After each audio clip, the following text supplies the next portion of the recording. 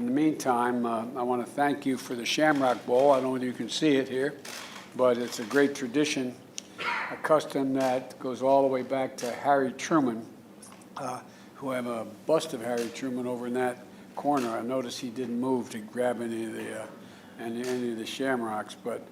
And tonight, Taoiseach, I hope you'll be able to see it at least remotely. We're going to light up the White House in green. To celebrate the deep affection that we Americans have, particularly Irish Americans have, for Ireland and the people of Ireland. And it includes millions of Americans like my great-great-grandfather and my great-grandfather and my grandfather, all of whom were Irish Americans on both sides of the family. My grandfather, Ambrose Finnegan, who was a great football player, American football, and a newspaper man back at the turn of the 20th century, used to always say later when he was much older and I'd walk out of his home, he'd say, "Joey, remember, the best drop of blood in you is Irish." I remembered it, I promise you. And because if I didn't, my grandmother, Geraldine Blewett Finnegan, would take me down. And we have a lot of great memories as well in our family, because one of your predecessors I went over. I've been to Ireland many times, but the first time I went to actually go back and look at my roots and meet my family was back when the last year I was Vice President of the United States, and we went both to Mayo, where the Blewitts are from, and Ballina, the city, and we went to County Louth, where the Finnegans are from. And it was a great opportunity for me to show my grandchildren and children and my brother and sister. I joked at the time, but after I left, I wondered why the hell we left in the first place. It's beautiful. It's beautiful. And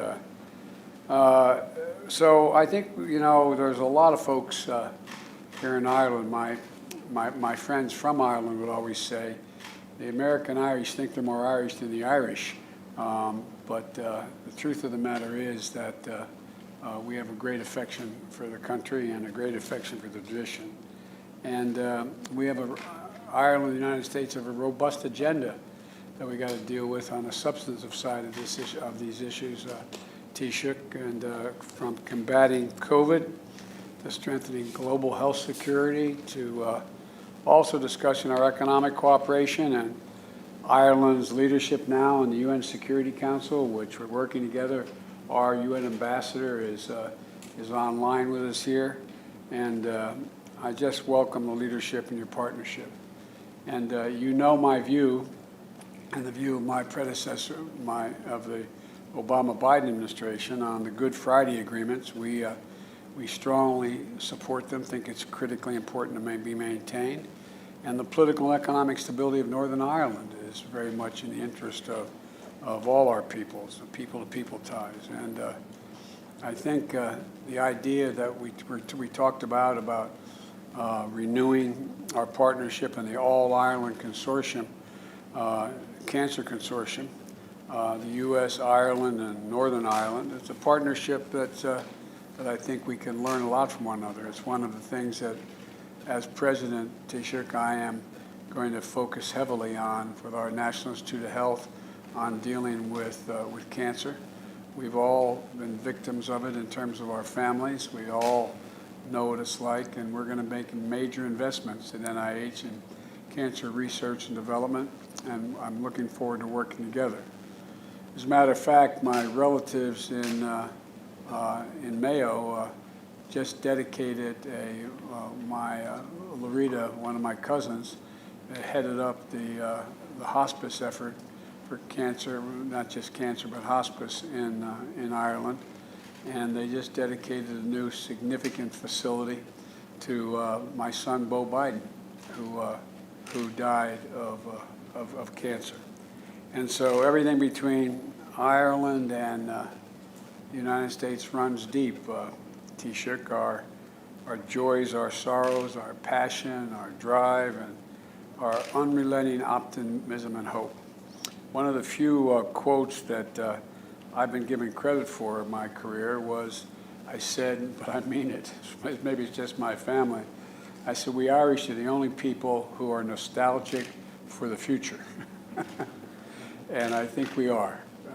It's a great opportunity for you and I to get to talk a little bit. So I'm looking forward to our conversation, and I'm looking forward to getting deeper into discussion about some of the things that are of great mutual interest to both of us. But as we used to say in the United States, Senator Taoiseach, I yield the floor to you. Thank you very much indeed, Mr. President. And could I first of all, again on behalf of the Irish people, through you express my condolences to the people of America and indeed to the people of Atlanta and to the families of those who were killed and injured in the horrible and very shocking shootings yesterday. And our solidarity is with you, particularly with the Asian American community. We stand together against such mindless acts of violence. And I know, Mr. President, that St. Patrick's Day is very special to you as a proud son of Ireland. Equally, I have to tell you, the people of Ireland are so proud of your election as President of the United States of America. And I can think of no better day for me to have the great pleasure to extend to you their warmest greetings. Thank you. Anachti na féile Padraig Court. Happy St. Patrick's Day. Now, as you said, it feels strange to have to celebrate apart. As you know well, Irish people love to come together to celebrate our heritage and culture with song, with dance, with parades, with poetry, and with pride. And this year, because of the pandemic, it just simply isn't possible. And here in Ireland, people are marking the occasion in their homes, but they will be thinking especially of their loved ones around the world and sending them best thoughts and wishes. And they will do so in the hope that next year will be better, as I and you believe it will. It will. With each person vaccinated, we move closer to the day when people can meet each other, hug each other, and celebrate again. And I greatly look forward to you being able to visit Ireland, as you have done so many times, and as you've said so memorably before. I also hope it will not be long before I can visit the United States again. For now, the bowl of shamrock in front of you is a symbol of the undying friendship between our two countries, a symbol of the good times we have shared and the challenges we have endured, always at each other's side. The green shoots point to the brighter future that I know lies ahead. And building that better future will of course be part of what we discuss today. The policies of our two governments are very closely aligned on the big challenges the world faces. And I look forward to exploring how we can defeat the COVID-19 virus, working together urgently to increase the supply of vaccine for our own people and for people around the world. We should share notes on our plans for recovery, gaining back the ground lost to the pandemic. Both the United States and Europe have put funds of unprecedented scale in place to support this vital work, to build a sustainable and inclusive future, supporting the digital and green agendas, promoting open and fair rules-based trade, delivering greater equality and opportunity. Mr. President, the world has rightly taken great heart from the steps you have already taken to bring the US back to center stage on global health, on climate, and on human rights. We want to work with you to promote our shared values and interests in the world, including at the United Nations Security Council, on which we are, as you said, currently serving. We want to work with you on climate action, which becomes ever more urgent as we approach COP26 later this year. Today, I especially want to thank you for your unwavering support for the Good Friday Agreement. It has meant a lot, and it has mattered, including as we negotiated Brexit. With a new trading relationship now in place between the European Union and the United Kingdom, and a protocol that protects peace and avoids a hard border on this island, I want to move forward with a positive relationship with the United Kingdom. That means standing by what has been agreed and working together to make a success of it. And that in turn then can help maintain peace and promote greater reconciliation on our shared island, goals that I know you support. There are so many areas where the Irish and American people are already working together, and we will celebrate some of them here today. Consortium through which our practitioners and researchers will pool their efforts to defeat cancer, that most pernicious disease. And I know it's very close to your heart in terms of dealing with that. The new initiative to share our poetry and bring it to newer and younger audiences that we will announce today.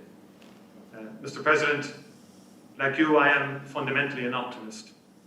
We have all endured the most difficult year, but alongside the suffering and the loss, we have seen immense compassion, care and courage, especially from our health workers, our educators and our volunteers. We have seen the world's best scientists come together to deliver treatments, vaccines and hope at extraordinary pace. And I say let the same spirit of cooperation now speed and guide our recovery in the year ahead. Thank you, Mr. President. I look forward to our discussion. I look forward to it as well. We're going to let the text walk out.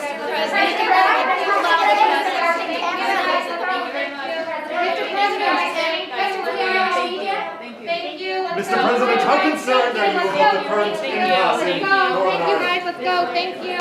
Mr. President, you go,